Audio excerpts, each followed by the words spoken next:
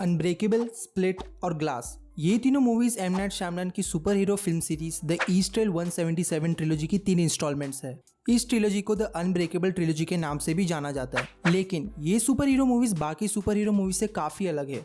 इन super hero movies में ना ही आपको कोई बड़े सेट्स या फिर हाई बजट सीजीआई फाइट्स देखने को मिलेगी, इसीलिए ये काफी अलग और यूनिक कॉन्सेप्ट की सुपर हीरो मूवीज है। अब जिन्हें एम नाइट श्यामलान के बारे में नहीं पता, इन्होंने द सिक्स्थ सेंस, विलेज और साइंस जैसी माइंड ब्लोइंग मूवीज बनाई है। एम नाइट श्यामलान को इन्हीं तरह की अलग और यूनिक कॉन्सेप्ट की मूवीज के लिए जाना जाता है, और हाँ, इनकी मूवीज की एंड में माइंड ब्लोइंग प्लॉट ट्विस्ट के लिए भी। ये मूवीज कॉमिक बुक थीम्स पर जरूर बेस्ड है, पर ये मूवीज किसी पब्लिश्ड कॉमिक बुक पर बेस्ड नहीं। अब ये तीनों ऐसी मूवीज है जो आप देखकर एक बार समझ तो जाओगे, पर इन्हें आगे किसी और को समझा पाना बहुत डिफिकल्ट है। तो आज ये मूवी एक्सप्लेन सीरीज की सबसे पहली वीडियो में मैं आपको ये तीनों मूवीज एक्सप्लेन करने की कोशिश करूंगा। So let's get right into it.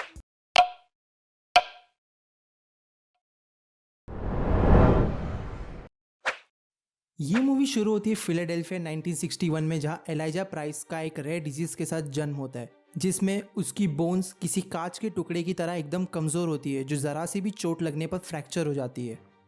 ELISA, जो अब एक कॉमिक बुक आर्ट डीलर बन गया है, उसे बचपन से ही कॉमिक बुक्स पढ़ने का बहुत शौक होता है, और वो एक ऐसी थियरी में बिलीव करता है कि जैसे इस वर्ल्ड में उस जैसा एक कमजोर और इजीली ब्रेकेबल इंसान एग्जिस्ट करता है, ठीक उसी तरह उसका कंप्लीट ऑपोजिट एक ऐसा इंसान भी एग्जिस्ट करता है जो अनब्रेकेबल है, जिसे कोई या कुछ भी नहीं तोड़ सकता। अब आता है डेविड डन का कैरेक्टर, जो मिड लाइफ क्राइसिस से गुजर रहा है और जो अपनी जिंदगी का मकसद खोज रहा है। डेविड सिक्योरिटी गार्ड का जॉब इंटरव्यू देकर ट्रेन से घर ही लौट रहा होता है, और तब उस ट्रेन का एक बहुत बुरा एक्सीडेंट हो जाता है, जिसमें ट्रेन पर मौजूद सारे 131 पैसेंजर्स की मौत हो जाती है, एक्सेप्ट डेविड, जो उस ट्रेन एक्सीडेंट का एक लोन सर्वाइवर है, जिसे एक खरोच तक नहीं आई। अब डेविड डन को ट्रेन एक्सीडेंट विक्टिम्स के मेमोरियल सर्विस के दिन उसकी कार की विंडशील्ड पर एलाइजा की आर्ट गैलरी के लोगों का एक नोट मिलता है, जिसमें लिखा होता है, क्या तुम्हें याद है तुम पिछली बार कब बीमार हुए थे? डेविड अपने बेटे जोसेफ के साथ एलाइजा की आर्ट गैलरी पर उसे मिलने जाता है, जहां पर एलाइजा डेविड को अपनी थ्योरी बताता है और कहता है कि डेविड ही एलाइजा का वो काउंटर पार्ट है जो अनब्रेकेबल है और उसमें सुपर ह्यूमन स्ट्रेंथ है। डेविड पहली बार तो एलाइजा की बात पर विश्वास नहीं करता, और वो उसका ट्रेन एक्सीडेंट में बचना सिर्फ एक कोइंसिडेंस या संजोग समझता है, पर ऑब्वियसली एलाइजा की थियरी डेविड के दिमाग में घर कर जाती है। डेविड अब खुद को टेस्ट करता है और उसे पता चलता है कि वो पहले से काफ़ी ज़्यादा वेट लिफ्ट कर सकता है। ये सब देखकर डेविड के बेटे जोसेफ को भी बिलीव होने लगता है कि उसके डैड के पास सुपर पावर्स है।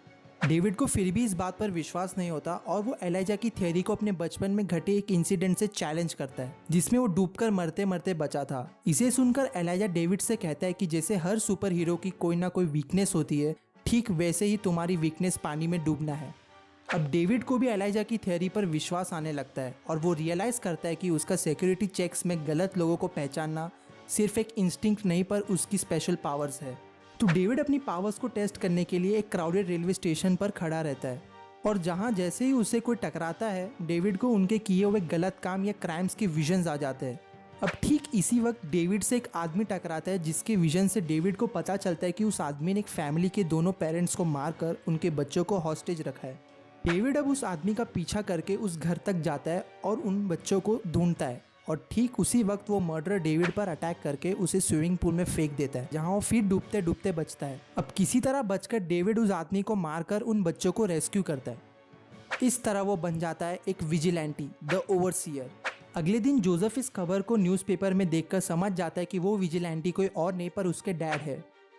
डेविड एलाइजा की आर्ट गैलरी पर एक एग्जीबिशन अटेंड करने जाता है, जहां एलाइजा उसे हाथ मिलाने कहता है, और डेविड जैसे ही एलाइजा से हाथ मिलाता है, उसे विजन्स आते हैं कि उस 177 ईस्ट ट्रेल ट्रेन एक्सीडेंट के पीछे एलाइजा का ही हाथ था। और सिर्फ यही नहीं, एलाइजा ने ऐसे कई और एक्सीडेंट्स करवा के बहुत इनोसेंट्स लोगों की जान ली है। एलाइजा अपने इन एक्ट्स को ये कहकर जस्टिफाई करता है कि उसने ये सब एक्सीडेंट सिर्फ डेविड जैसे एक अनब्रेकेबल इंसान को ढूंढने के लिए और अपनी थियरी को प्रूव करने के लिए किए हैं, और वो इस तरह बन जाता है एम नाइट श्यामलान की इस सुपर हीरो फिल्म ट्रिलॉजी का पहला विलन, मिस्टर ग्लास।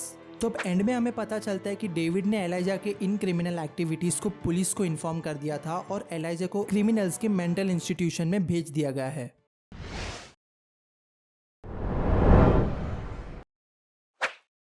ये मूवी है केविन वेंडल क्रम के बारे में, जो मल्टीपल पर्सनैलिटी डिसऑर्डर से जूझ रहा है और इसके दिमाग में एक नहीं, दो नहीं, बल्कि 23 अलग अलग पर्सनैलिटीज एग्जिस्ट करती है और इन पर्सनैलिटीज का सिर्फ एक ही मकसद है, केविन को प्रोटेक्ट करना। बैरी, जो केविन की डोमिनेंट स्प्लिट पर्सनैलिटी है, इसके हिसाब से ये 23 पर्सनैलिटीज उसके माइंड के एक रूम में चेयर पर बैठे अपनी अपनी बारी का इंतजार करती है, जिन्हें बैरी गाइड करता है कि उन्हें लाइट यानी कंट्रोल में कब आना है। कैरेन फ्लेचर, जो केविन क्रम की थेरेपिस्ट है, इन्होंने इन 23 पर्सनालिटीज को आइडेंटिफाई किया है और केविन के स्प्लिट्स इनसे अपनी सारी बातें भी शेयर करते हैं। कैरेन फ्लेचर केविन की ओरिजिनल पर्सनालिटी को उसका पूरा नाम लेकर लाइट में लाना भी जानती है। तो ये हो गया बेसिक प्लॉट। अब ऐसी एक रेगुलर थेरेपी सेशन में बैरी कैरेन को बताता है कि उसने डेनिस और पट्रिशिया को लाइट में आने से मना कर दिया है, क्योंकि वो किसी बीस्ट नाम की अनआइडेंटिफाइड 24th पर्सनैलिटी में बिलीव करते हैं। अब मूवी की शुरुआत में हम देखते हैं कि केविन का स्प्लिट डेनिस 3 लड़कियों को किडनैप कर लेता है, केसी, मार्शा, क्लेयर, और इन्हें किसी अंडरग्राउंड फैसिलिटी में कैप्टिव रखता है। अब इन्हें पता चल जाता है कि केविन को स्प्लिट पर्सनैलिटी डिसऑर्डर है और इस बात का फायदा उठाकर क्लेयर भागने की कोशिश करती है, पर डेनिस उसे पकड़कर एक अलग रूम में बंद कर देता है। ठीक इसी तरह मार्शा भी भागने की नाकाम कोशिश करती है, पर इस बार उसे पट्रिशिया पकड़कर एक सेपरेट रूम में बंद कर देती है। हमें पता चलता है कि केसी को बचपन में उसके अंकल फिजिकली अब्यूज और मोलेस्ट करते थे, जिसकी वजह से वो हमेशा डिप्रेस्ड और शांत रहती है। अब केसी हेडविग, जो केविन का 9 साल का स्प्लिट है, उससे दोस्ती कर उसके रूम की विंडो से भागने का प्लान बनाती है, पर उसे पता चलता है कि वो विंडो सिर्फ एक ड्राइंग है। ये डेनिस को पता चलते ही वो केसी को फिर कमरे में बंद कर देता है। अब कुछ दिनों से कैरेन फ्लेचर को बैरी से इमरजेंसी सेशंस कंडक्ट करने के मेल्स आ रहे हैं, लेकिन जब कैरेन सेशंस के वक्त बैरी से पूछती है कि सब ठीक है, तो वो कहता है हाँ सब ठीक है। कैरेन को बैरी के बिहेवियर से पता चल जाता है कि इतने दिनों से सेशंस बैरी नहीं बल्कि डेनिस अटेंड कर रहा था और डेनिस ने खुद को बैरी से as a dominant personality replace कर दिया है। हमें पता चलता है कि केविन जब बच्चा होता है तब उसके डैड की एक ट्रेन एक्सीडेंट में डेथ हो जाती है, जिसके सदमे से केविन की मॉम की दिमागी हालत खराब हो जाती है और वो केविन को फिजिकली अब्यूज करने लगती है और तब से ये स्प्लिट पर्सनैलिटीज का फॉर्म होना शुरू हो गया था केविन को प्रोटेक्ट करने के लिए।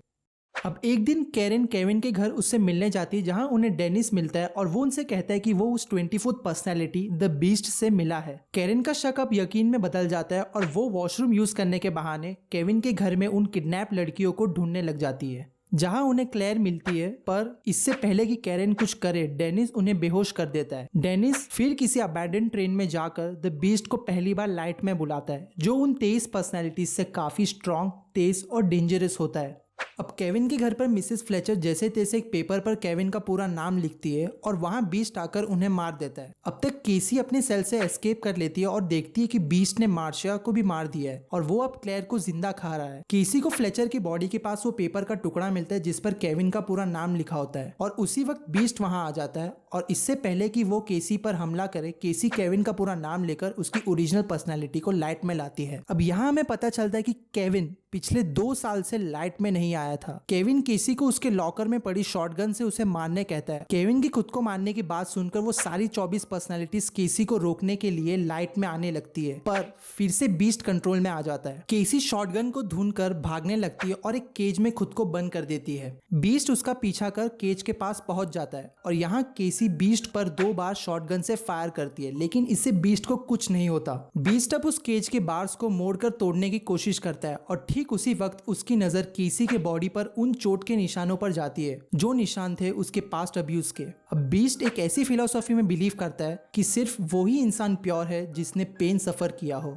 और केसी के उन निशानों को देखकर वो वहां से चला जाता है। कुछ दिनों बाद केसी को उस केज से एक आदमी रेस्क्यू करता है और उसे बाहर आने पर पता चलता है कि वो लोग फिलाडेल्फिया के एक जू के अबैंडन हिस्से में कैद थे जहां केविन पहले काम किया करता था। अब एंडिंग में हमें दिखाया जाता है कि डेनिस और पट्रिशिया बीस्ट की पावर्स को डिस्कस कर रहे हैं जिससे पूरी दुनिया को बदला जा सकता है। न्यूज चैनल्स केविन क्रम, जो अब एक वांटेड क्रिमिनल है, उसे उसकी मल्टीपल पर्सनैलिटीज की वजह से द होड का निकनेम देती है, जो बन जाता है एम नाइट श्यामलान की इस सुपर हीरो ट्रिलॉजी का दूसरा विलन। अब इस ट्रिलॉजी के तीसरे और आखिरी चैप्टर पर बात करने से पहले देख लेते हैं इस ट्रिलॉजी के कैरेक्टर्स की super powers. David Dunn aka the overseer, इनकी सुपर पावर्स है सुपर ह्यूमन स्ट्रेंथ और एक स्पेशल एबिलिटी जिसमें उसके किसी को छूने से उनके किए हुए क्राइम्स के विजन्स आ जाते हैं। वीकनेस, पानी में डूबना। एलाइजा प्राइस एके मिस्टर ग्लास, इसकी सुपर पावर्स है एक हाईली इंटेलिजेंट और स्ट्रेटेजिक क्रिमिनल माइंड। इसका सिर्फ एक ही मकसद है डेविड डन जैसे सुपर ह्यूमंस को दुनिया के सामने लाना।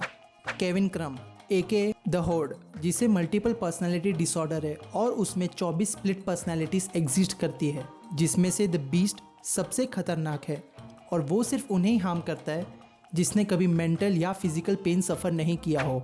तो यही थी इस ट्रिलॉजी के कैरेक्टर्स की एबिलिटीज़ और पावर्स। तो अब बढ़ते आगे।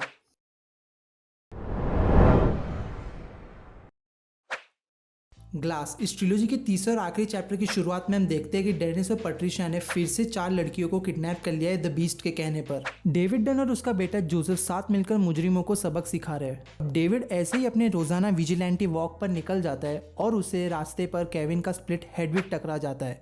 इससे डेविड को उन किडनैप लड़कियों का विजन आ जाता है और वो उन लड़कियों को ट्रेस करके रेस्क्यू करने पहुंच जाता है और वहां डेविड का सामना होता है द बीस्ट से, जहां उन दोनों की दमदार फाइट होती है। पर इससे पहले कि हमें विनर का पता चले, वहां आ जाती है डॉक्टर एली स्टेपल एक स्पेशल पुलिस फोर्स के साथ और वो लोग डेविड और केविन को एक स्पेशल क्रिमिनल इंस्टीट्यूशन में ले जाते हैं, जहाँ एलाइजा प्राइस एके मिस्टर ग्लास को 19 साल पहले भेज दिया गया था। अब डॉक्टर एली स्टेपल उन तीनों से ये कहती है कि उनके पास सिर्फ 3 दिन है खुद को नॉर्मल साबित करने के लिए, जिसके ना होने पर उन्हें हमेशा के लिए इस मेंटल इंस्टीट्यूशन में बंद कर दिया जाएगा।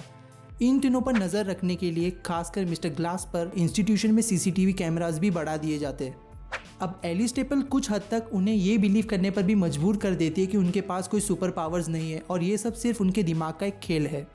अब एक रात एलाइजा किसी तरह केविन के सेल में जाकर उसे और डेविड को बाहर निकालने की ऑफर देता है, लेकिन एक शर्त पर, वो उसे बीस्ट से एक बार मिलने दे। अगले रात एलाइजा बीस्ट की पावर्स को देखकर उसे डेविड से फाइट करने को कहता है ताकि वो लोग सुपर ह्यूमंस की एग्जिस्टेंस को सारी दुनिया के सामने ला सके।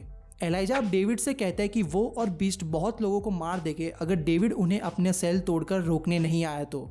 बीस्ट और ग्लास इंस्टीट्यूशन से एस्केप कर लेते हैं और इंस्टीट्यूशन के पार्किंग लॉट में बीस्ट और डेविड की बीच फाइट हो जाती है। उसी वक्त जोसेफ बीच में आकर बीस्ट को यह कहता है कि केविन के डैड के मरने की वजह कोई और नहीं बल्कि मिस्टर ग्लास है, जिन्होंने वो ट्रेन एक्सीडेंट किया था जिसमें डेविड भी मौजूद था 19 साल पहले। ये सुनकर बीस्ट ग्लास पर हमला कर देता है और डेविड को वाटर टैंक में फेंक कर मारने की कोशिश करता है। डेविड अपनी स्ट्रेंथ से टैंक को किसी तरह तोड़कर बच जाता है। अब केसी केविन की ओरिजिनल पर्सनालिटी को बाहर लाती है और उसी वक्त पुलिस केविन पर गोली चला देती है और वो मर जाता है। डेविड को भी पानी में डुबाकर मार दिया जाता है और हमें पता चलता है कि एली और वो सारी पुलिस एक सीक्रेट ऑर्गेनाइजेशन के मेंबर है जो पिछले हजारों सालों से डेविड, एलाइजा और केविन जैसे सुपर ह्यूमंस को दुनिया के सामने आने से रोकते आ रहा है। ये ग्रुप हीरो और विलेंस दोनों के ही ना एग्जिस्ट करने में बिलीव करता है। ये तीनों तो मर गए। अब एली पार्किंग लॉट की सारी सीसीटीवी रिकॉर्डिंग्स को इरेज कर देती है और इंस्टीट्यूशन के सारे स्टाफ मेंबर्स को इस इंसिडेंट के बारे में किसी को कुछ भी बताने से मना करती है। और अब आता है typical M night Shyamalan twist. हमें पता चलता है कि मिस्टर ग्लास ने सीसीटीवी रिकॉर्डिंग्स की प्रोग्रामिंग हैक करके उनकी रिकॉर्डिंग्स को किसी तरह एक एक्सटर्नल सोर्स पर रिकॉर्ड करके उन रिकॉर्डिंग्स को उसने अपनी मॉम, जोसेफ और केसी को भेज दिया था, जिसे वो लोग इंटरनेट पर अपलोड कर देते हैं और उससे सुपर ह्यूमंस का एग्जिस्टेंस दुनिया के सामने आ जाता है। तो ये था एलाइजा का मास्टर प्लान, जिससे उसका सुपर ह्यूमंस को दुनिया के सामने लाने का मकसद पूरा हुआ। डेफिनेटली इस मूवी में कुछ प्लॉट होल्स है, कुछ सवाल है जिनके हमें जवाब नहीं मिलते, पर ओवरऑल ये मूवी काफ़ी सारे ट्विस्ट और सरप्राइजेस से भरी है। सिर्फ यही मूवी नहीं, अनब्रेकेबल और स्प्लिट में भी काफ़ी सरप्राइजेस है। स्पेशली स्प्लिट में जेम्स मैकअवॉय की एक्टिंग ऑस्कर वर्दी थी। तो ये तीनों मूवीज़ में से आपकी सबसे फेवरेट मूवी कौन सी थी, ये कमेंट सेक्शन में ज़रूर बताना। वीडियो अच्छी लगी हो तो एक लाइक कर देना और कमेंट सेक्शन में ज़रूर बताना कि ये एक्सप्लेनेशन वीडियो कैसी लगी। तो मिलते एक और नई वीडियो में। Thanks for watching.